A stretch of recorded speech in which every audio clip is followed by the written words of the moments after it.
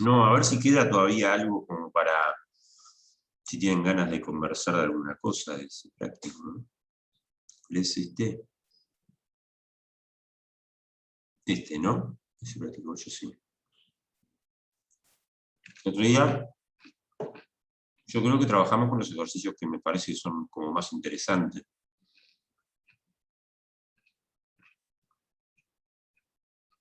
Bueno, si se fijan en el ejercicio 10, es un poco lo que hablábamos hoy del teorema de valor medio, ¿no? Ahí los dos puntos son el 0, 0 y el 1, 2. Y me piden,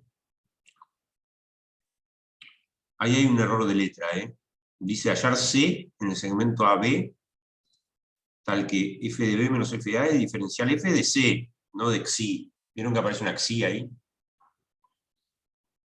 El valor medio es el valor intermedio ahí es o C o xi, uno de los dos, pero es el mismo, C y xi, es la misma cosa. Entonces un poco lo que decía vos, Nahuel, ¿estás ahí? Sí. Que cuando uno se enfrenta a un teorema de valor medio, no siempre sabe quién es ese valor intermedio. Pero cuando vos tenés una función concreta, por ejemplo en ese caso, Podés hallar la derivada de la función y ahí trabajar con el... y hacer cuentas e identificar quién es. Que no tiene ni siquiera por qué ser único, ¿no? Pueden haber muchos valores candidatos a C o candidatos a XI, la letra que elijamos, pero en particular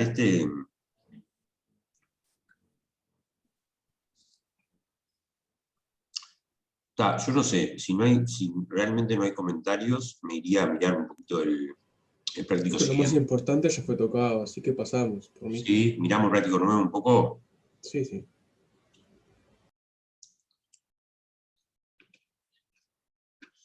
Este es el práctico, sigue siendo el 8.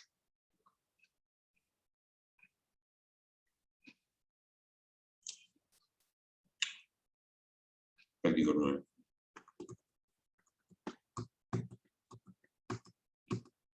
Bueno. Algo estuve mirando ahora. Está muy cargado de cuentas, ¿no? Muchísimas cuentas tiene. Hay algún ejercicio que tiene un poquitito menos. Los finales tienen que ver con Taylor. Esto que vamos a charlar mañana un poquito, así que los del final dejémoslos. Pero no tiene mucho misterio, ¿eh? Capaz que hasta hoy, si quieren les cuento alguna cosa, como la generalización. Pero después lo que pide es encontrar nuevamente, ¿qué quiere decir que una función es diferenciable en un punto que se parece mucho a una transformación lineal? Localmente es muy parecida a una transformación lineal. ¿Cómo se le llama la matriz asociada en la base canónica a esa transformación lineal? Matriz jacobiana. Entonces, en este ejercicio hay mucha cosa de calcular las matrices jacobianas.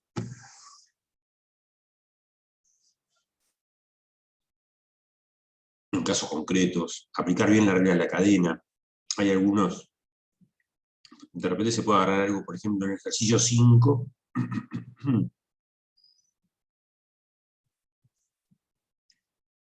el ejercicio 3 es interesante, mírenlo un poquito. Se sabe que f de R2 en R verifica f de x es x. Y f de 0i en el eje y es 0 para todo xy. Y que f es diferenciable en el origen. Y me piden calcular la derivada parcial respecto de x.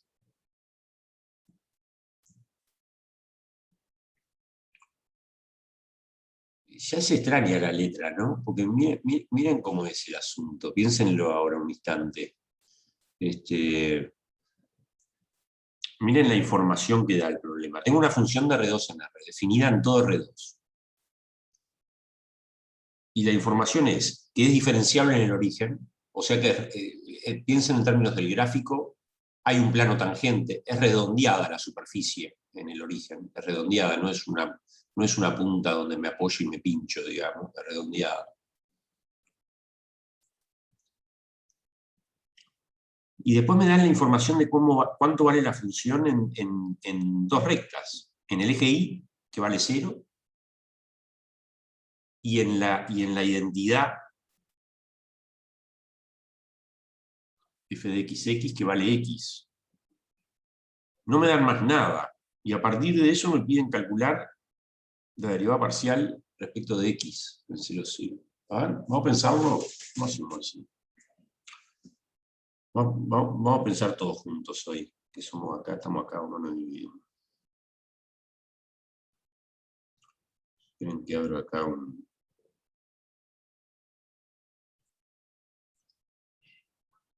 O sea que tengo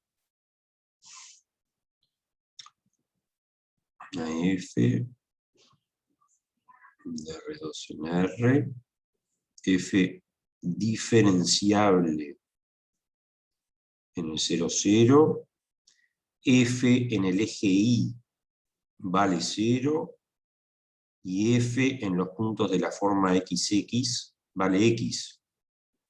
Esos son los datos, ¿no?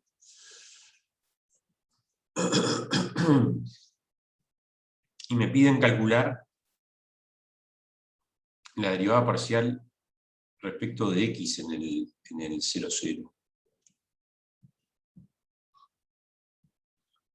Esta es la pregunta.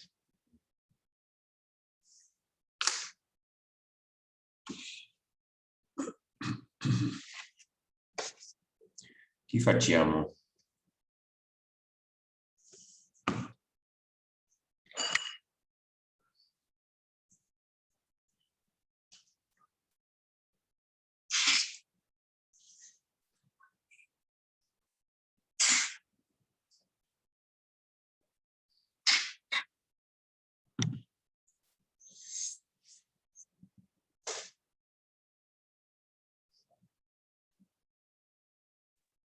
Ahí Mateo propone usar la definición, supongo que la de diferenciabilidad. ¿Lo que decís? Que Mateo en el chat puso con la definición, con signo de pregunta. No estaba mirando. Definición Debe ser de la definición de, o sea, derivada. usar la definición de diferenciabilidad. O de derivada parcial, ¿no? Que es lo que pide calcular. Capaz que él dice, bueno, Claro, yo pensé en usar la definición de derivada parcial. ahí va. Entonces, Ahí va. si la derivada parcial existe, en caso que exista, pues ni siquiera sabemos si existe, ¿no? Pero en caso que exista, ¿qué sería? ¿Qué límite tendríamos que calcular? El límite, cuando h tiende a 0, de f de h0, me muevo en la dirección del eje x, menos f de 0, 0, sobre h. Es esto, ¿no? La definición de derivada parcial. En caso que este límite exista y sea finito, Claro. esa es la derivada parcial respecto de x. En todo caso contrario, la derivada parcial respecto de x no existe. ¿Y tenemos información para meter algo acá? Tenemos f de 0, 0. F de 0, 0. Esto es 0. Pero nada más, ¿no, Mateo? En los datos Creo que no. no tenemos más nada, estamos en el horno. Podríamos relacionar el tema de que sea diferenciable, ¿no? Y a ver, ¿cómo se hace eso? O sea, por la definición debería calcular el límite de f de h0 sobre h. Queda esto el límite que quiero calcular, porque f de 0, 0, 0. Y cuando vos, sí, de alguna manera hay que usar, porque la diferenciabilidad en 0, 0 debería ser suficientemente potente, esa información, ¿no? Como para...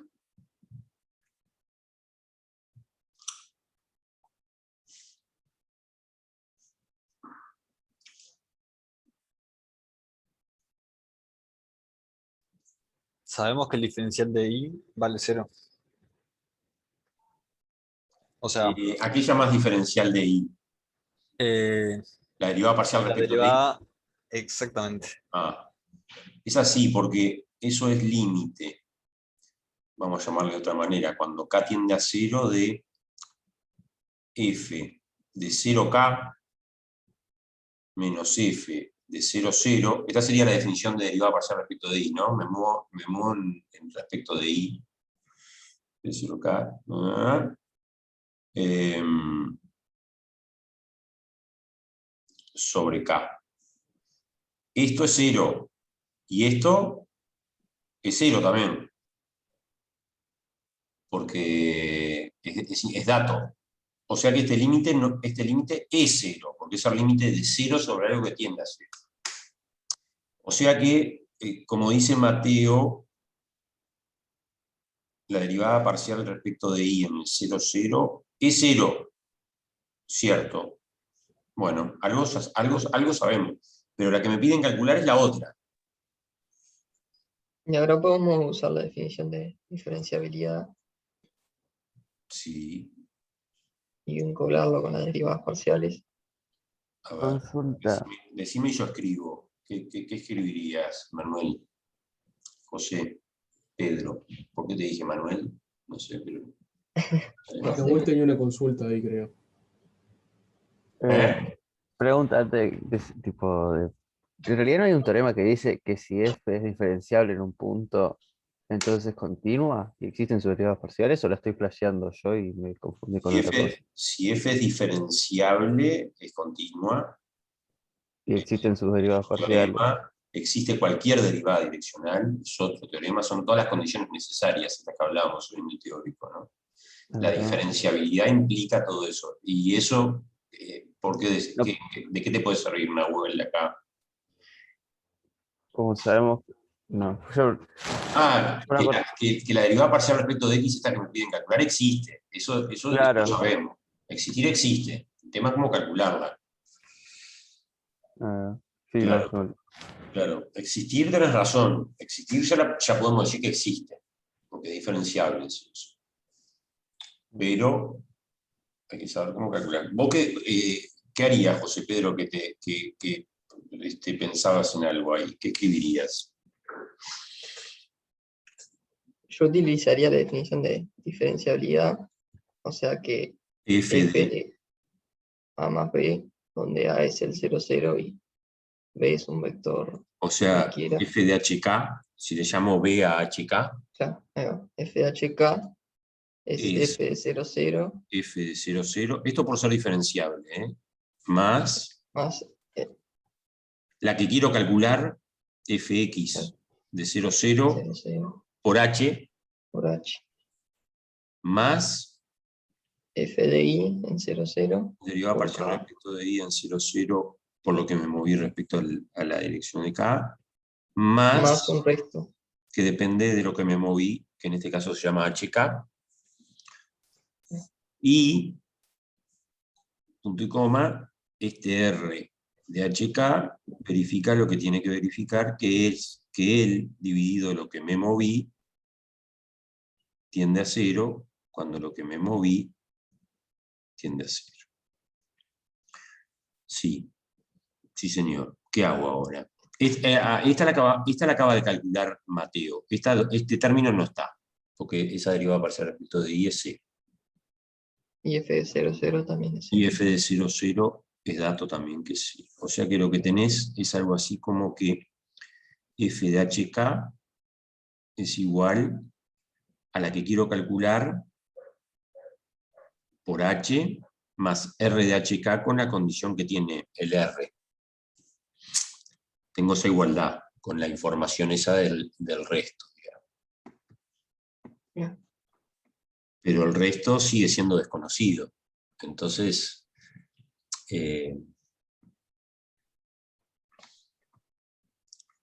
y f de hk más desconocido todavía, porque ¿cuánto vale la f en un hk cualquiera? Pues, no, ni idea.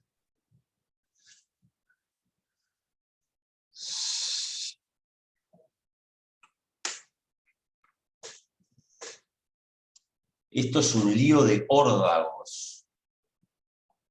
¿Ustedes escucharon alguna vez el dicho, qué lío de órdago? De órdago, órdagos. ¿Escucharon? Nunca. No, nunca escuché. Porque les quería preguntar qué era. Les quería preguntar qué era órdago, si alguien sabía. Bueno.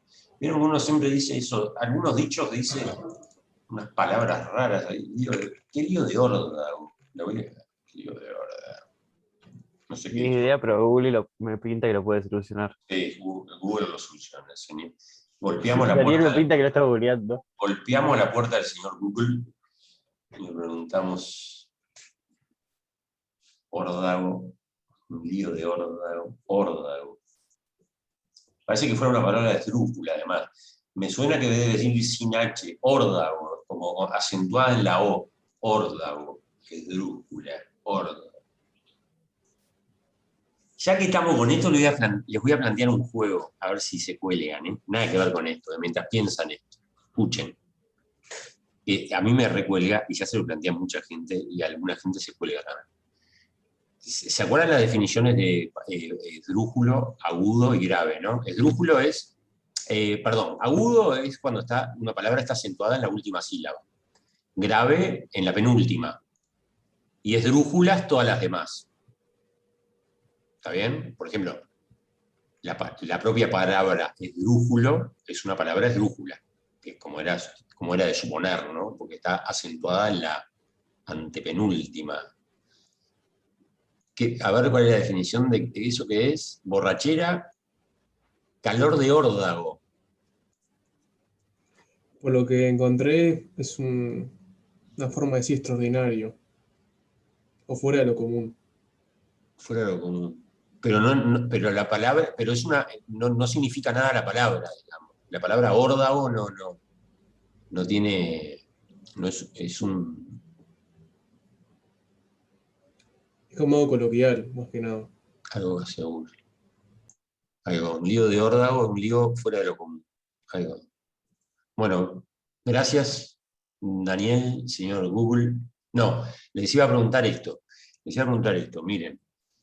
Hay palabras donde, por ejemplo, yo agarro la palabra práctico, ya que estamos en el práctico de cálculo, y entonces, si pongo todas las esdrújulas llevan tilde. Entonces, práctico va con tilde en la A. Después, si acentúo en la penúltima sílaba, ¿cómo me queda? Me queda practico, que va sin tilde, porque es grave y termina en vocal. Y si acentúo en la O, queda practicó. Y lleva tilde en la O porque es aguda y termina en vocal. Entonces vieron que según donde acentúe tengo tres palabras, ¿no? Práctico, practico y practicó. Entonces el asunto es encontrar ejemplos de palabras como esa, que las tres tengan significado, que las tres versiones signifiquen algo. Por ejemplo, esdrújulo no es el caso, porque la grave, ¿cuál sería? Esdrújulo. Esdrújulo no significa nada. Esdrújulo, yo qué sé. Práctico, sí. Término, también. Término, termino, terminó. Pero vieron que hay dos palabras, que son la grave y la aguda, termino y terminó, que son dos ¿cómo se llama? Yo termino y él terminó. Es la misma palabra, pero de diferente persona. ¿Sí? En cambio, término no, término es otra cosa. Término, la versión esdrújula es distinta. Entonces, a ver si hay algún caso, alguna palabra, donde la versión esdrújula, la versión grave y la versión aguda tengan significado, pero además tengan tres significados distintos. ¿Sí? ¿Entendieron el asunto? Tres significados distintos. Bueno. Cálculo sirve, pero cálculo también, porque vos decís, cálculo, esdrújula, lleva tilde. Después, calculo, tiene significado y no lleva tilde. Calculó, tiene significado y lleva tilde. Las tres tienen significado, pero la versión aguda y la versión grave es la misma palabra, con diferente, porque es calculo y calculó. Yo calculo, él calculó. ¿No? Tienen es el mismo significado, simplemente son dos tiempos distintos. sé cómo se llama eso, en idioma español. Pero sirve, cálculo, claro. A mí la más rara que se me había ocurrido era espéculo. Espéculo es un instrumento que usan los ginecólogos, un espéculo. Después, especulo, yo especulo, y él especuló, pero ahí tenemos lo mismo, especulo y especuló, es la misma. Está bueno. Bueno, Por todo eso se considera complicado el idioma español, tengo entendido. ¿eh?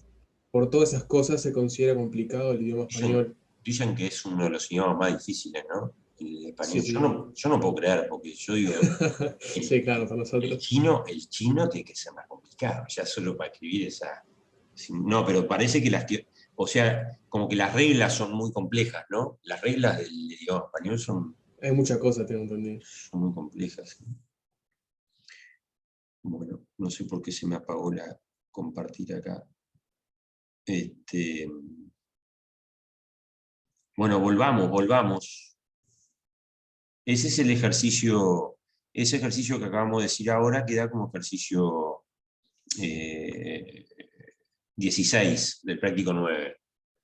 Encontrar una palabra que es drújula, grave y aguda, con distintos significados, y calcular su matriz jacobiana y todo lo que pueda decirse acerca de la continuidad y diferenciabilidad del problema. Bueno, volvamos. Estamos ahí. Seguro que cerrás. Sí. Estamos en esto. Estamos en la sugerencia de José Pedro, pero que quedamos trancados ahí. Tenemos que calcular la derivada parcial respecto de X.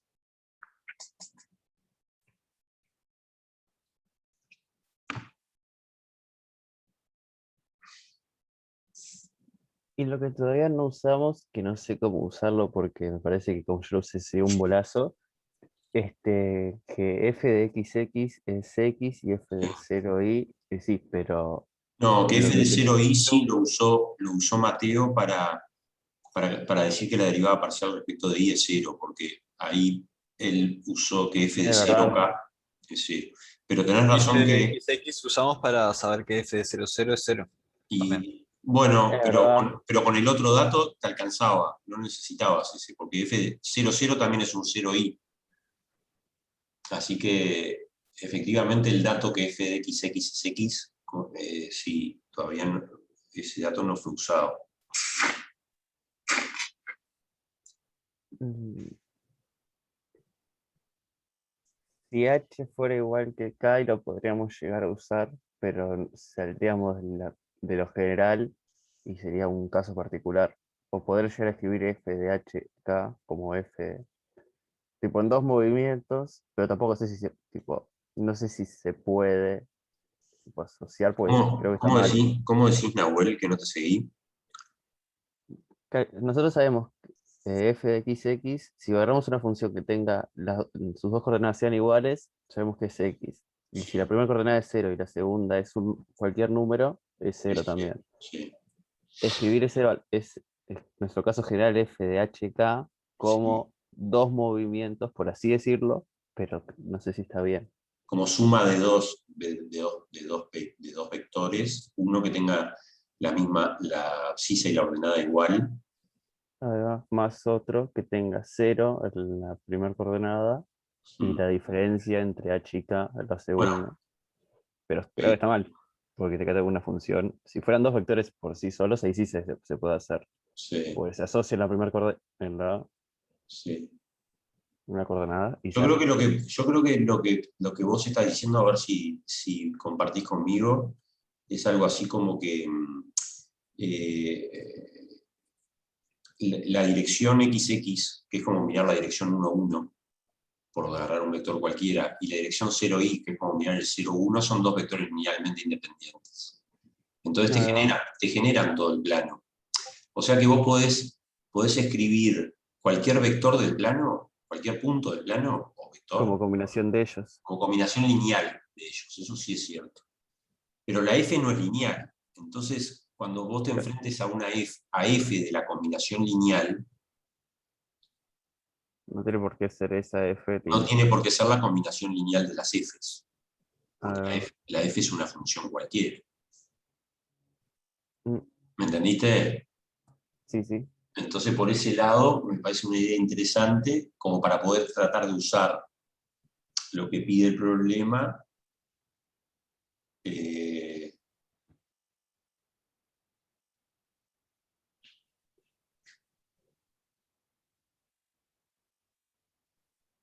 Pero no sé cómo.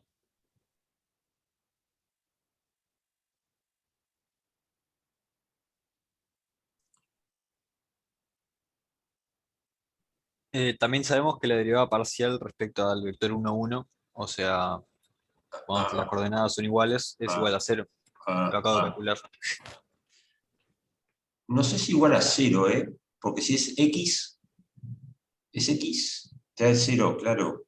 Sí, Pero te queda 0 más h y 0 más h las coordenadas. claro, a ver, pará, vamos a lo que me decís, Mateo. Voy a calcular la derivada de f, a ver si entienden esta notación que estoy escribiendo acá, la derivada de f respecto a la dirección 1, 1 en el punto 0, 0.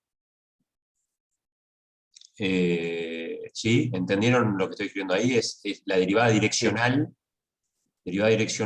respecto a la dirección 1, 1, que es lo que está diciendo Mateo, ¿no? Entonces, esto por definición sería algo así, a ver si lo escribo bien, ustedes me corrigen. Meto un escalar t, salgo del 0, 0 y me muevo t por 1, 1. O sea que me va a quedar algo así como f de t. ¿De dónde sale este tt? Sale de 0, 0 más t por 1, 1. ¿Me siguieron? Sí, f de tt menos f de 1, 1.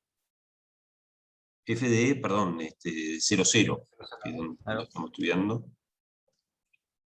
Menos f de 0, 0. Y esto sobre t. Tengo que hacer este límite, ¿no? ¿Está bien escrita? ¿Es la definición esta de derivada direccional respecto a la dirección 1, 1? Sí. Sí. Sí. Bueno, f de tt, ¿quién es? Es el límite cuando t tiende a 0. F de tt es t. Y f de 0, 0 es 0. Así que me queda el límite de t sobre t. ¿Qué es un? ¿Viste que es 1, Mateo? Es verdad, sí, sí. Ahí Lo había va. hecho. Que parecía razonable que fuera 1, ¿no? Porque no es constante. Es f de x igual x. Es como derivar x, digamos, en una cosa unidimensional. Así que la derivada de x es 1. Está bien, es razonable que haya dado 1. Sí, tenemos otro dato más. A esto que decía Nahuel de que no habíamos usado todavía la información de que f de x es x, ahora la acabamos de usar. Entonces tenemos que la derivada respecto a la dirección 1, 1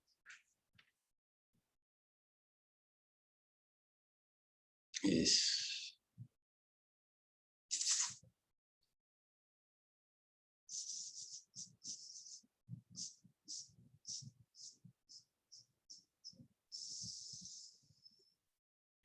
¿Me dejan mostrarles una cuentita? A ver si ilumina algo.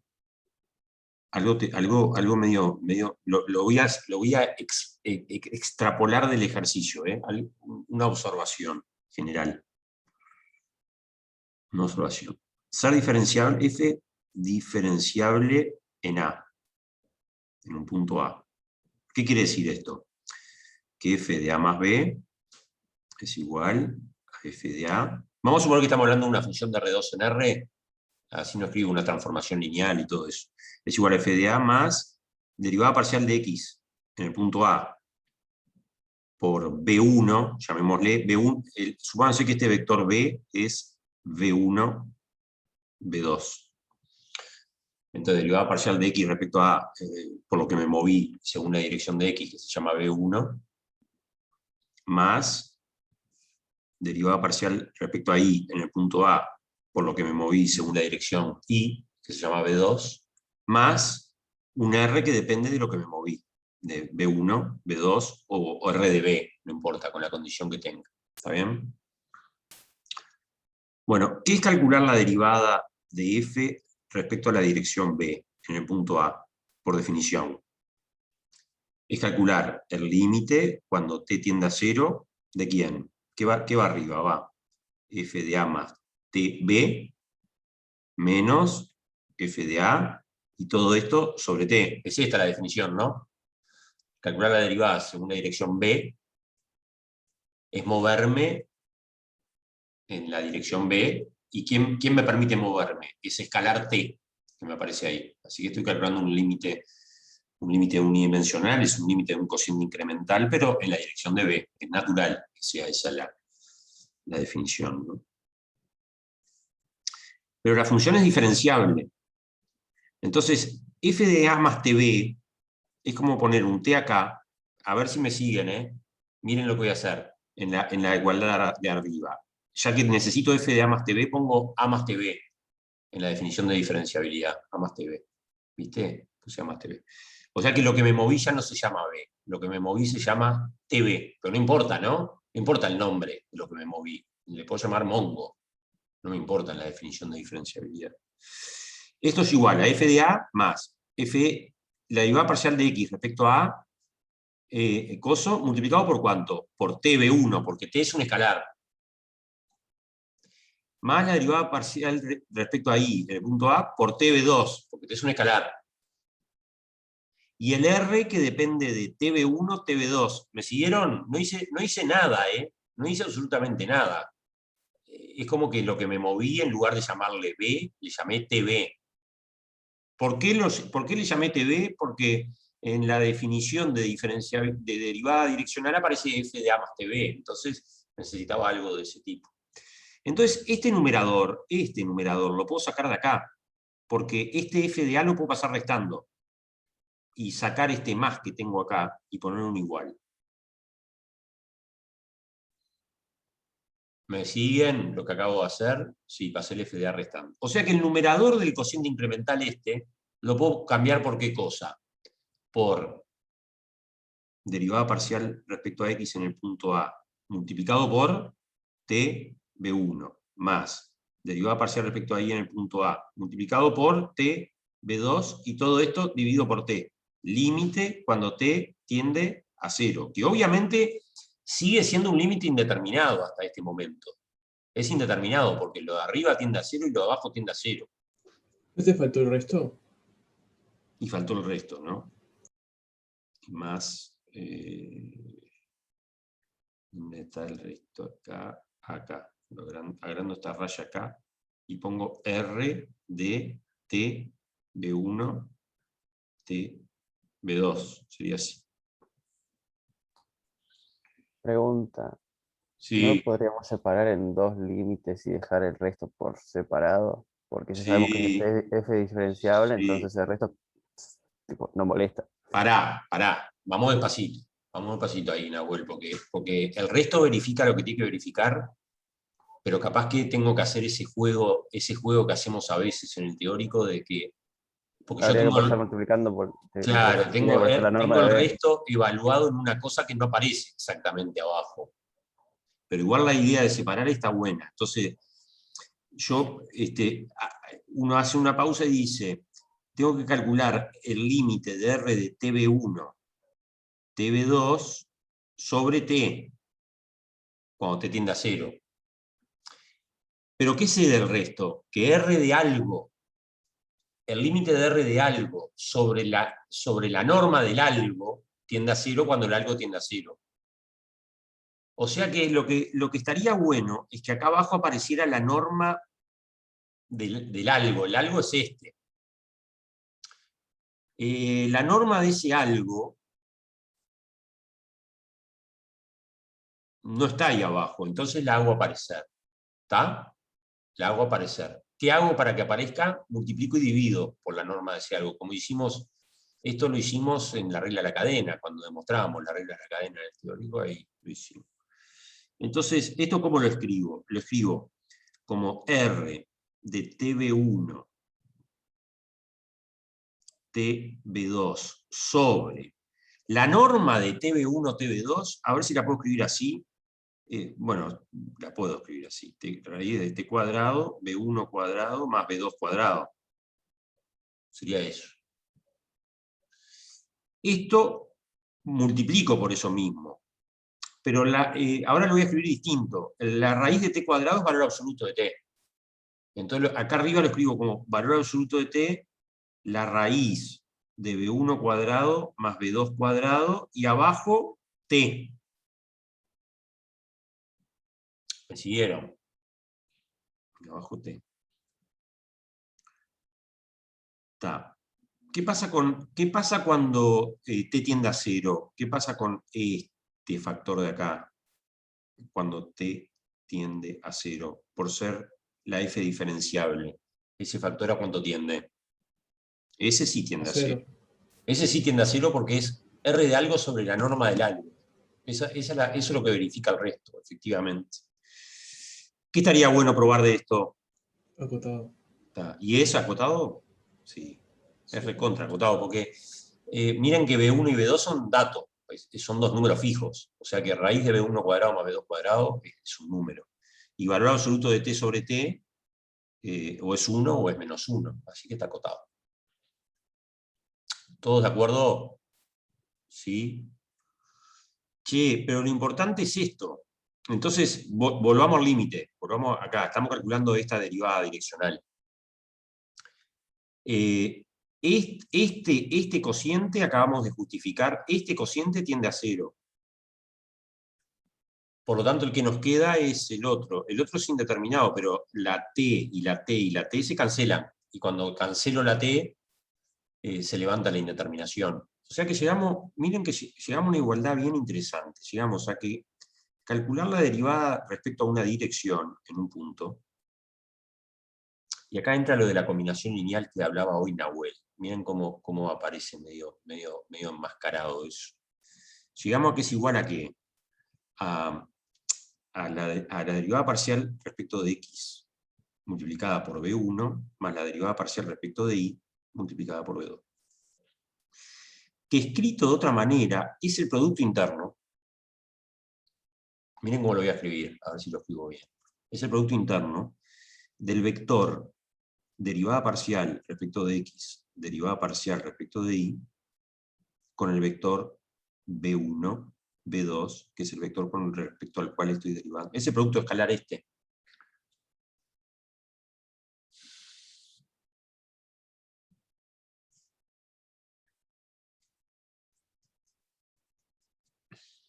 ¿Sí? Y mirado de otra manera, esta matriz, FXA, FIA, esta matriz 1 por 2, es la matriz jacobiana, la transformación. Una pregunta, ¿eso de arriba no se llama gradiente? Sí, y aparte recibe el nombre de gradiente de F en A y tiene esa notación, habla de F en A. No. Y además tiene una interpretación muy interesante que es, que ahora a partir de esto la podemos ver. El vector gradiente me da la dirección de mayor crecimiento de la superficie, de mayor variación. La superficie, el gráfico de una función de R2 en R es una sábana en el espacio.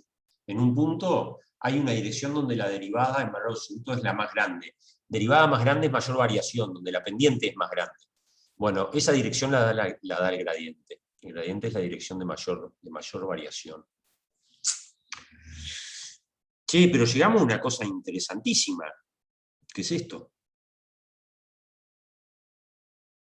Bueno, que todo lo que dije abajo, que se puede escribir, son todas cosas equivalentes.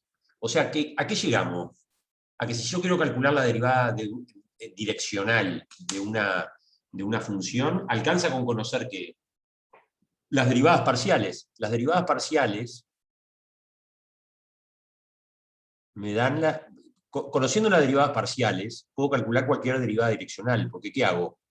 Hago el producto interno del vector de las derivadas parciales, del gradiente, con respecto a la dirección. Es eso. Eso es lo que dice esa igualdad. A ver si no nos sirve para nuestro caso. Miren Claro, todo. sabemos la derivada respecto a I, que es 0, y sabemos los vectores, y sabemos la derivada parcial. La derivada directa. Esta ya la habíamos calculado y nos daba 0, ¿no? Después habíamos calculado respecto a la dirección B1, B2 igual 1, 1, cuando el B era el 1, 1. ¿Y cuánto nos había dado esta? Nos había dado 1. ¿Ya está? Tengo todos los datos, ¿no? ¿Sí? ¿Están viendo? Lo que estamos diciendo es derivada respecto al 1, 1 en el punto 0, 0 es igual a f de x en 0, 0 por B1, que sería por 1, más derivada parcial respecto de y en el 0, 0 por B2, que también es un 1. Y esto fue todo lo que calculamos. Esta nos dio 1. Esta nos dio 0. Conclusión, ¿cuánto vale esta? Que era la que nos pedían. ¿Eh? 1. Terminó.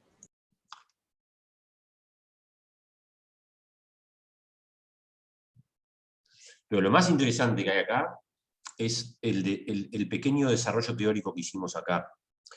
Calcular una derivada direccional.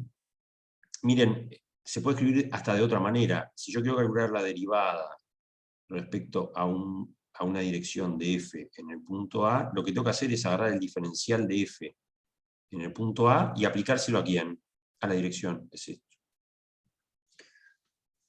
O en términos de transformación lineal, si yo quiero calcular la derivada direccional de f en el punto A, en términos de la transformación lineal, acuérdense que diferencial es la transformación lineal, que mejor aproxima, ¿no?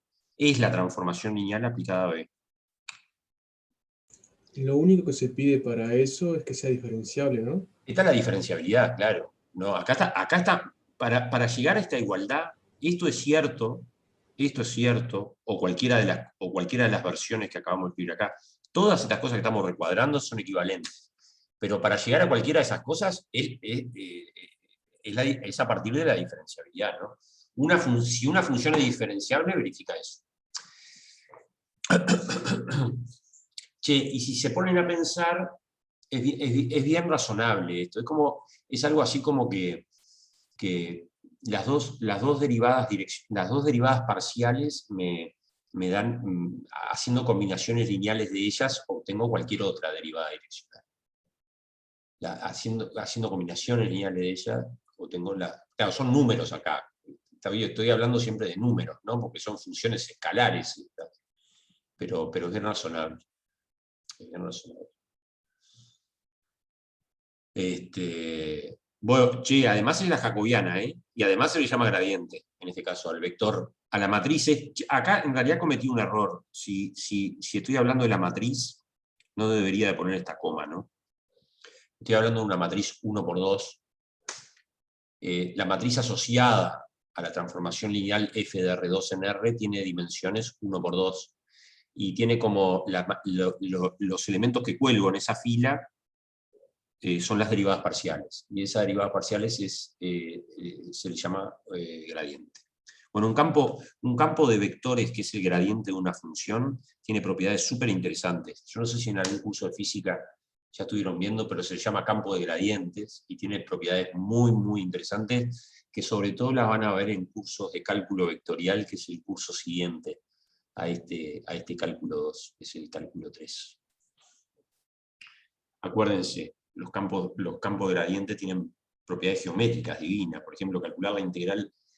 Ahí van a aprender no solo a integrar sobre cosas planas, sino van a aprender a integrar sobre una curva, cuando el dominio es una curva, que son muy importantes para los físicos, porque, por ejemplo, la integral sobre una curva puede dar calcula el trabajo de una fuerza sobre un determinado camino. Y cuando esa fuerza se llama conservativa, que en realidad es cuando ese gradiente de alguien no depende del camino, depende del punto de donde partí y del punto de donde llegué.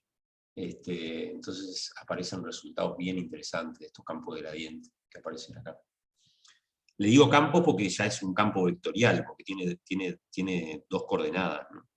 En realidad esta igualdad esta igualdad vamos a ponerla entre comillas, ¿no? Porque gradiente es el vector. Si pongo gradiente, debería escribir fx, fi.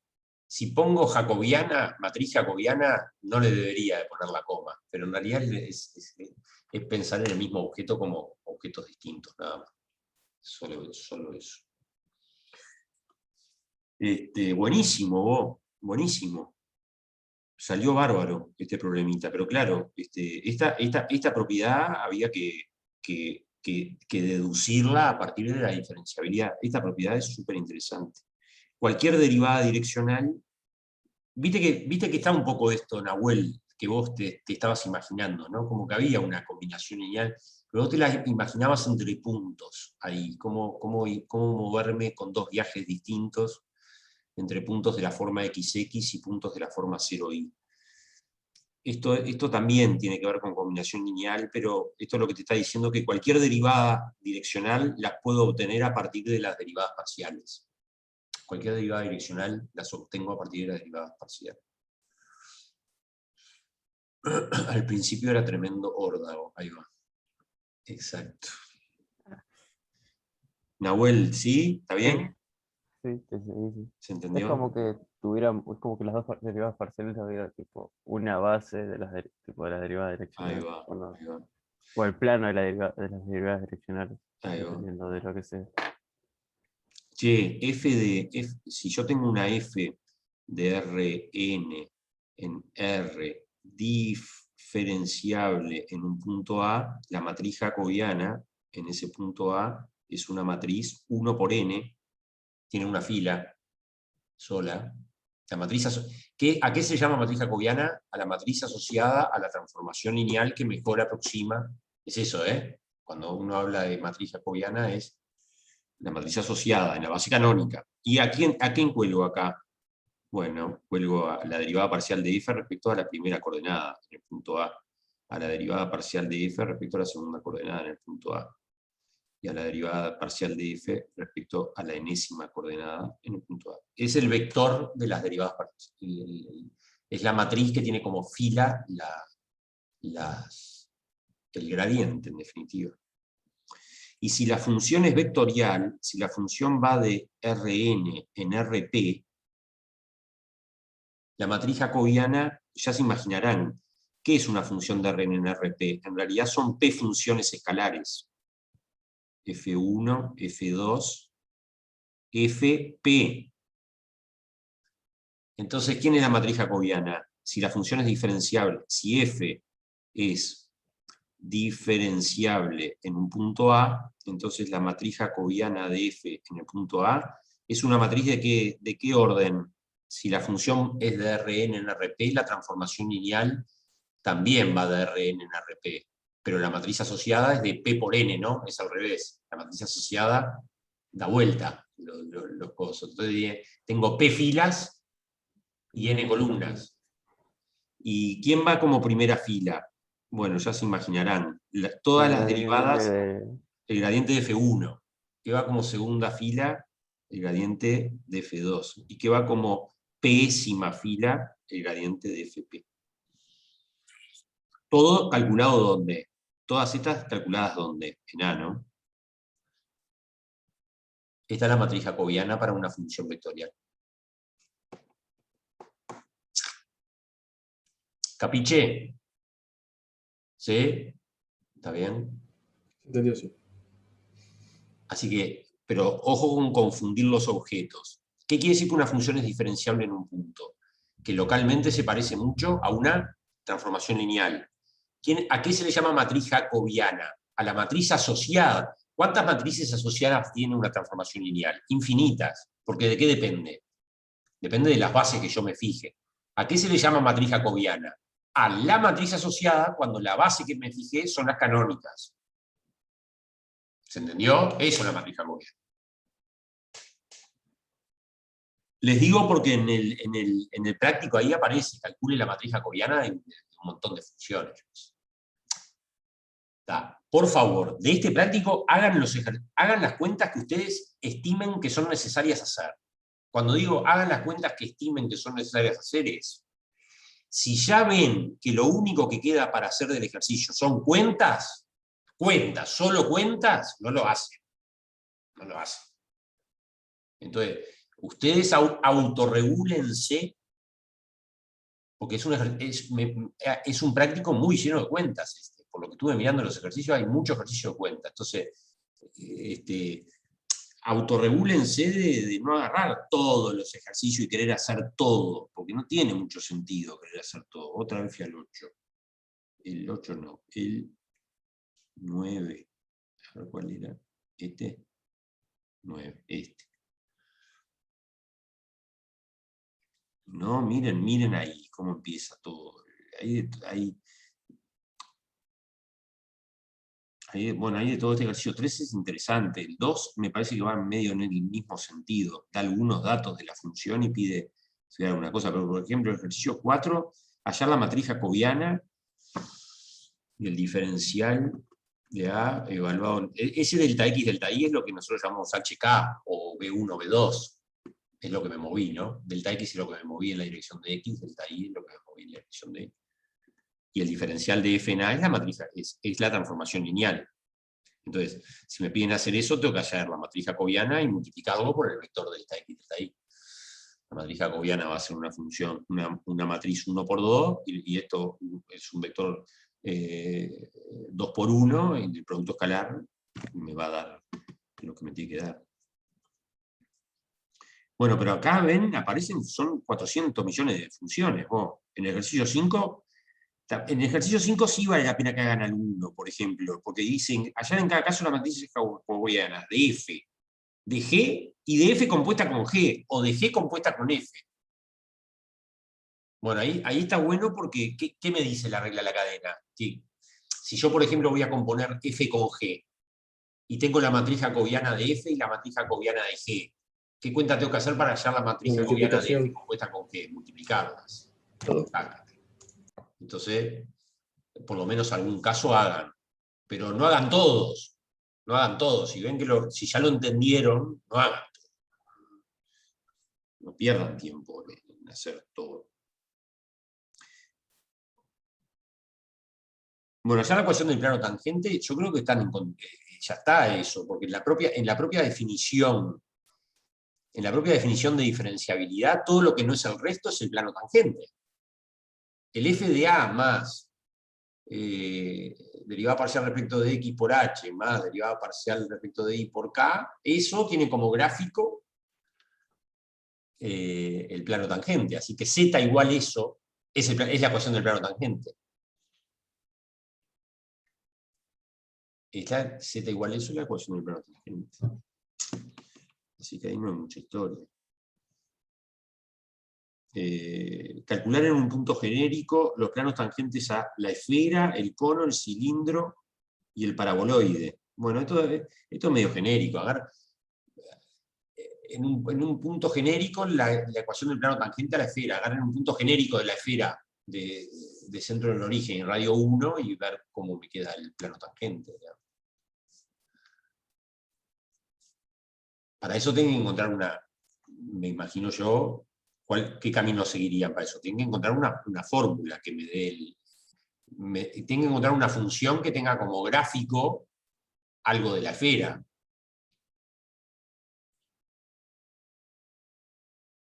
A ver si entienden lo que estoy diciendo. Lo que estoy diciendo es esto. Por ejemplo, la esfera de centro en el origen.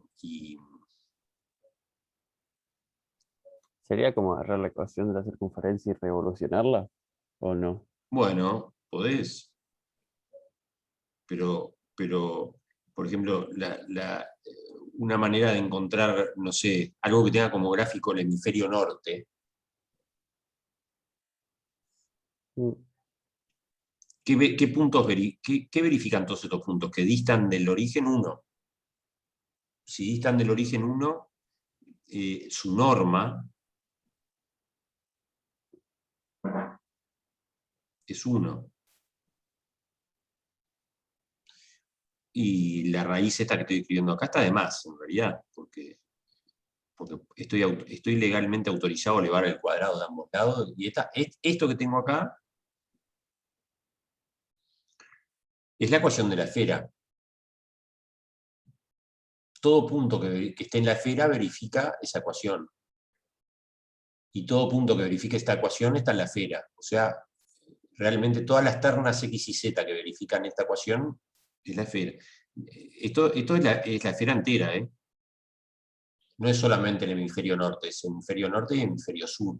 ¿Por qué es la ecuación de la esfera entera? Porque si despejo z, si se me ocurriera despejar z, me aparece un más menos. ¿Qué más menos? Me aparece el más menos raíz cuadrada de 1 menos x2 menos y2. Mateo, viste que acá apareció la revolución. Creo que eras vos que decías. No, yo no era. Era yo, pero está. ¿Quién? ¿Nahuel? Sí. Viste que acá te apareció porque si vos cortás con el plano y igual 0, por ejemplo, o x igual 0, que es el plano YZ, el del fondo, te queda z igual raíz de 1 menos x2, que es ese semicírculo. Entonces cuando vos lo revolucionás, te da la esfera. Ahí te aparece como una revolución. Che, ¿qué es ese más menos? Si utilizo el más, el gráfico es en el hemisferio norte. Si utilizo el menos, el gráfico de esa función es en el hemisferio sur. Hay dos funciones ahí. Una con el más y otra con el menos. ¿Cierto? ¿Sí? Una con el más y otra con el menos. Bueno, entonces, lo que tienen que acá sí encontraron una función. Acá encontraron una función f de xy, una función que vale, por ejemplo, el hemisferio norte, raíz de 1 menos x2 menos y2. Entonces lo que les pide el ejercicio es, párense en un punto cualquiera de la esfera, párense en este punto, del hemisferio norte, por ejemplo, y encuentren la ecuación del plano tangente. Pi. Tengo que encontrar la ecuación de pi. Esto es lo que me pide el problema, en un punto genérico, en un punto x0 y 0, z0, que verifique que esté bueno, que esté en el gráfico de esta función, o que esté en el gráfico, y va a estar en el hemisferio sur, ¿qué función tengo que mirar? Esta misma función, pero adelante de la raíz cuadrada, que le tengo que poner un menos. Entonces, cuando identificaron una función que es la esfera, ya terminó el asunto, ¿no? Terminó. En el sentido de que si yo tengo una expresión para la función, ya sé que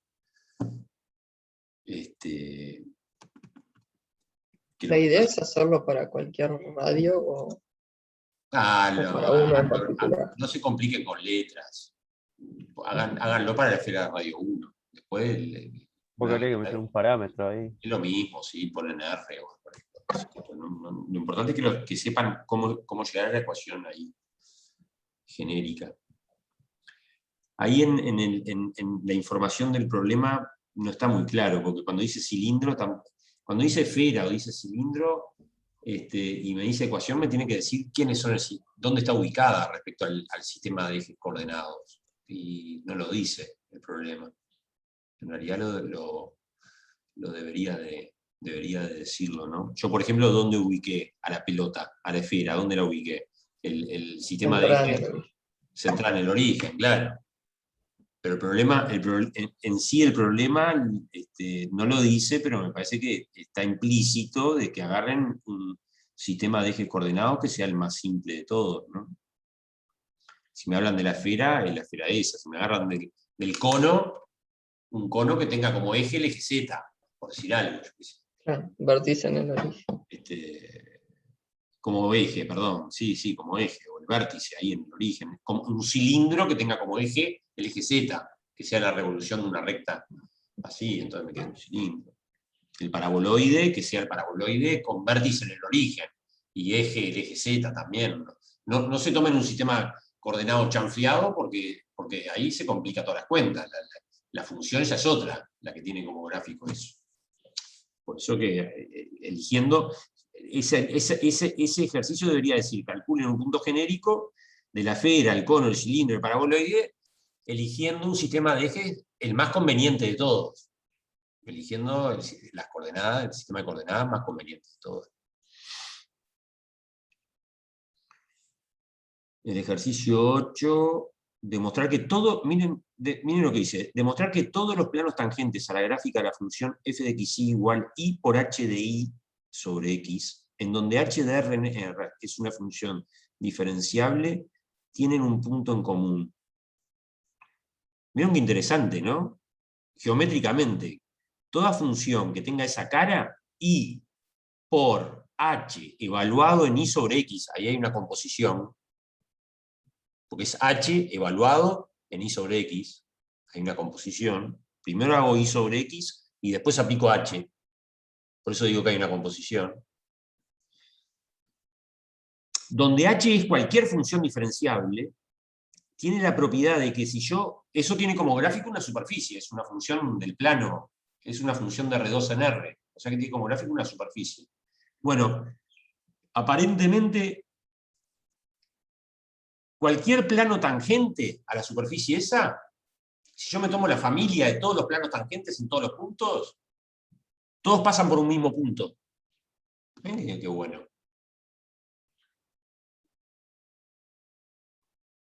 Interesante, es raro, ¿no? Todos pasan por el mismo punto.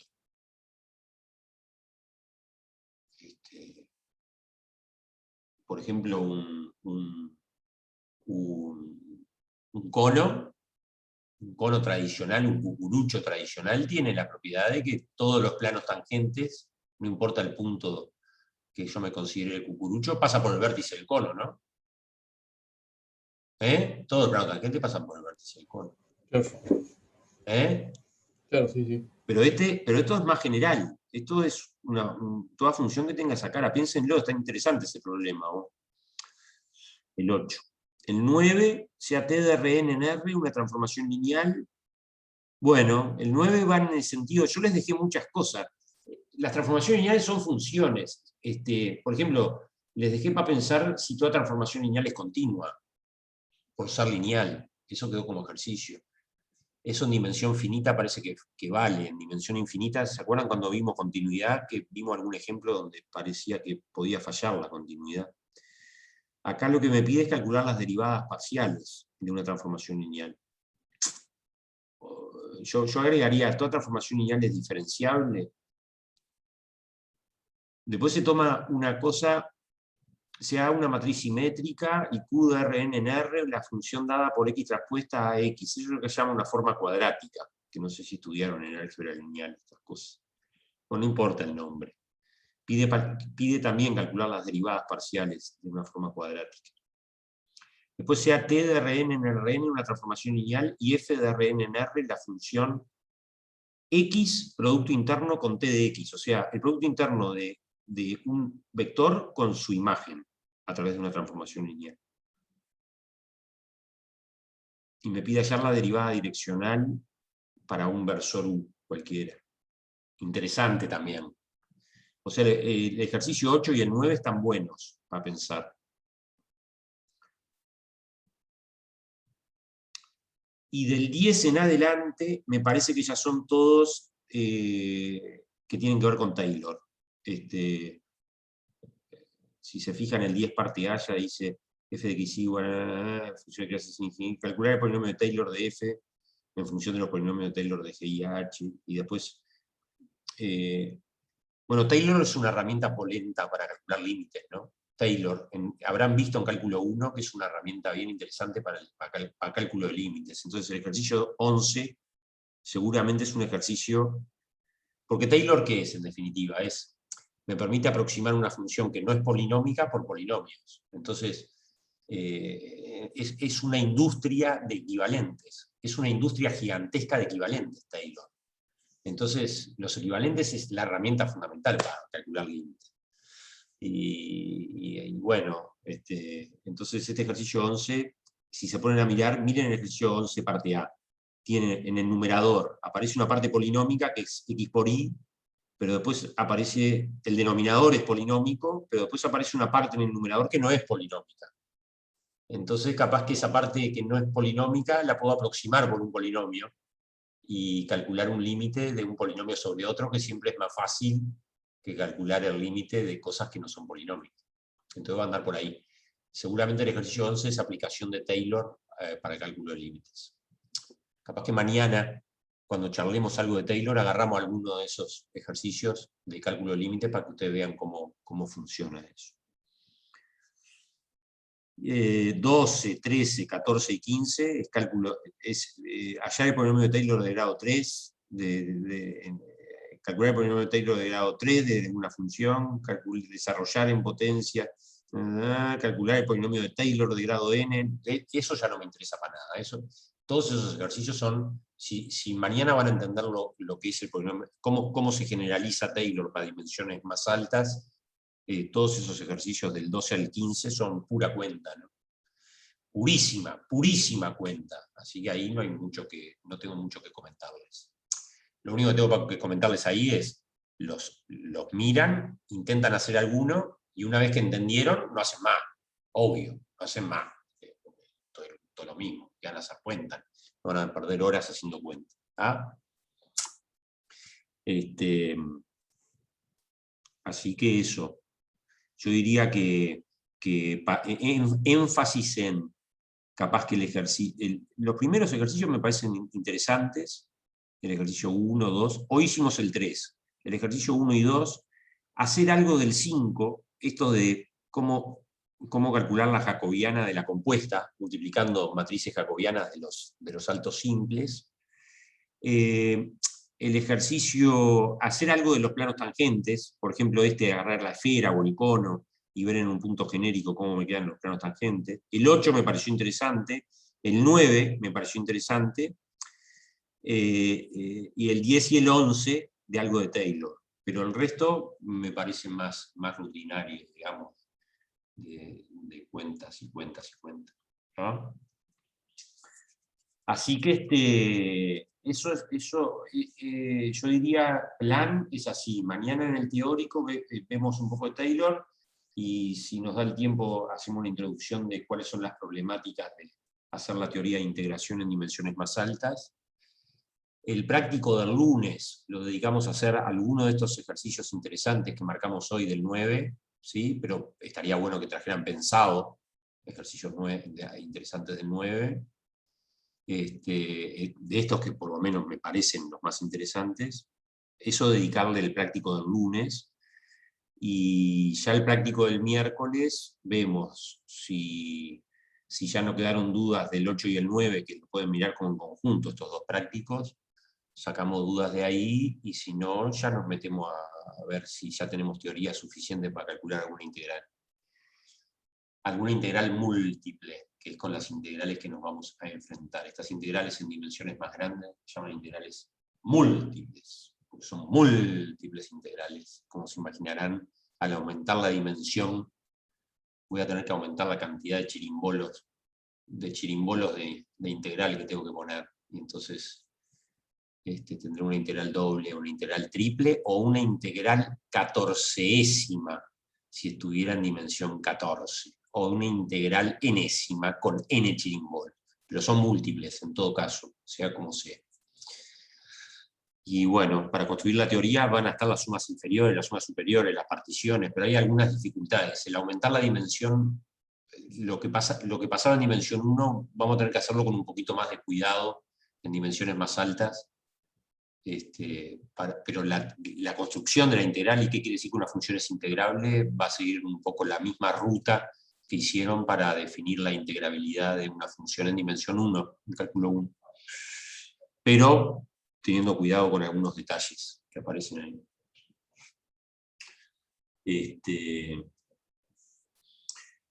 Así que con esto y un bizcocho, mañana confirmamos nuestro encuentro el sábado. Eso me refiero al teórico. Obviamente la gente de acá que está hoy y no va al teórico, si quiere venir el sábado, lo más probable es que el sábado tengamos un encuentro a 9:30. Entran por el mismo, pinchen teórico, y van a entrar a esta sala mía, o sea, pinchen teórico 1 en cualquiera de los días que aparecen ahí en el EVA, y deberían de entrar a esta sala, porque esta sala es siempre el mismo ID, me parece, no cambia, así que... Profe, no sé si ya viste que el 6 es la prueba. ¿Eh? El 6 es la prueba, no sé si viste ya. Está confirmado, el Sí. 6 de Por julio. ahora sí. Ahí va. Eso respecto al fin de la... ¿Cómo es? Las clases terminan, vos me dijiste, el 26, creo, ¿no? 26 terminas. 26, sí. O sea que terminan ahí el 25 y el 6, o sea que hay una semanita y media, digamos. Termina un viernes y es un martes de la otra semana el parcial. Hay unos 10 días ahí, entre el fin del curso y... No, pero yo creo que si se enganchan a estos 2 sábados, los podemos aprovechar bien de bien. No tanto porque no dé el tiempo con las clases que tenemos para ver integración, que da el tiempo bien, sino para que practiquen, porque calcular, si no les va a quedar muy apretado esto de calcular integrales múltiples, y hay que agarrarle un poco la mano, porque los cambios de variables acá son un poquito más en dimensión 1, los dominios que eran intervalos. Entonces un cambio de variable lo único que hacía era cambiar un intervalo por otro, pero acá los dominios son subconjuntos del plano o subconjuntos del espacio. Entonces un cambio de variable puede cambiar la forma geométrica de eso, y hay que ver de Podría dónde... cambiar por polares, ¿no? Por eso, hay cambios... tiene que estar clara la geometría de cómo uno hace un cambio de variable y cómo imaginárselo. Y para eso hay que practicarlo. Así que, yo supongo que Marco rápidamente va a publicar el práctico 10, que es el último, donde deben haber una cantidad no numerable de integrales para que calculen, y entonces nuestros encuentros ahí extras, estos encuentros extras pueden servir para practicar esas cosas. ¿Estamos? ¿Quedamos en esa? Quedamos en eso. Quedamos ahí. Bueno, pero metan un poquito de cabeza, vos, no traen nunca dudas, loco. Tienen que hacer ejercicio. ¿Cuándo los van a hacer? Tienen que hacer ejercicio. Usen estas clases de práctico, las de teórico, los encuentros el sábado, lo que sea, pero tienen que venir con dudas. Tienen que meter cabeza a ustedes solos en un ejercicio y pensarlo y traer dudas. ¿Vieron lo que hicimos hoy con este ejercicio que resolvimos? Lo pensamos entre todos. Pero pensarlo entre todos es distinto a pensarlo solo. Tienen que dedicar tiempo a hacer ejercicio solo, porque la dificultad es distinta. Es distinta. Y entonces tratar de resolver, se me ocurrió esto, y se me ocurrió esto otro, y se me ocurrió esto otro. O lo hacen y no me lo dicen, o no lo hacen. Porque a mí nunca me traen dudas ustedes. No. Vos, Jorge, estuve pensando tal ejercicio y no me salió. Nunca pasa eso. Yo no lo recuerdo. Fueron contadas las veces que pasó eso. Yo capaz que me cuelgo con el 9, pero no prometo nada. Yo capaz que me cuelgo con el 9, pero tengo un parcial el viernes y no sé si me va a dar la bocha para traerlo para el sábado. Pero ¿El para 9, lunes, capaz... el ejercicio 9 decís? Sí. Ah, dale, sí, colgate, pero lo importante es que hagan vos. Tienen que traer dudas. Si dejan eso para el parcial, están en el horno. No. Tienen que pensar solos cosas, porque el parcial es solo, no es en equipo. Y este parcial tiene... Este segundo parcial es casi todo el curso, porque este segundo parcial, salvo la parte de complejos y ecuaciones diferenciales, que son como un agregado del curso, pero todo lo demás lo tienen que saber. De topología en adelante, ¿no? De topología en adelante, porque no es que dimos topología y dejamos y desapareció topología, no, estuvo presente constantemente en todas las otras cosas que estuvimos viendo, así que tienen que... A mí lo que me pasa es que empiezo los prácticos un poco después de que ya empezamos a dar las clases prácticas sobre el mismo. porque me tengo un poco atrasado por las otras materias como programación o probabilidad estadística, esas cosas que me tienen el palo también.